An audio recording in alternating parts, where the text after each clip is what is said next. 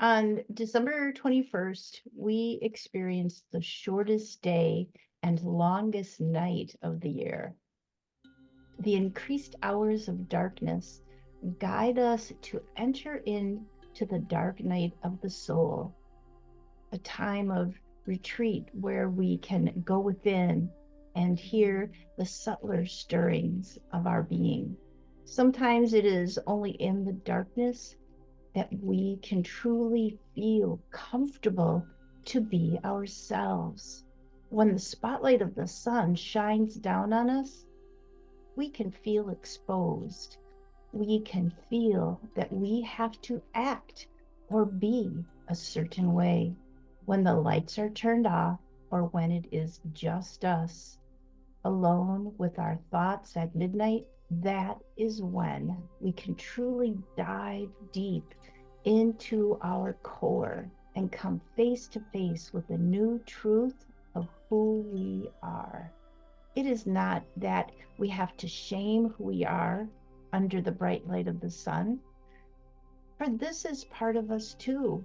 But if we stay there too long, we tend to get disconnected, which is why the universe calls in the longest night of the year.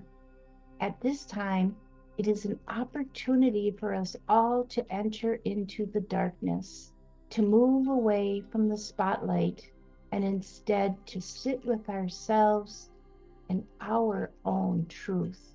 We don't need to explain this truth to anyone or be able to wrap it up with a pretty bow. We don't need to identify our feelings or even write them down in order to be analyzed. We just have to sit with them and allow them to be. In the darkness, our thoughts don't matter. It is our feelings that can truly shine. It is our emotional voice that gets a chance to speak, and we have to allow it to be heard. We need to forget the labels and the judgments of the mind, and instead allow ourselves to feel with the power of the heart when we sit in the darkness and just allow ourselves to be. What feelings emerge? What discomfort grows? What happens when we just allow ourselves to be? This is what the dark night of the soul calls us to surrender to. This is what we are encouraged to practice. We need to stop talking and start listening. We need to find the stillness.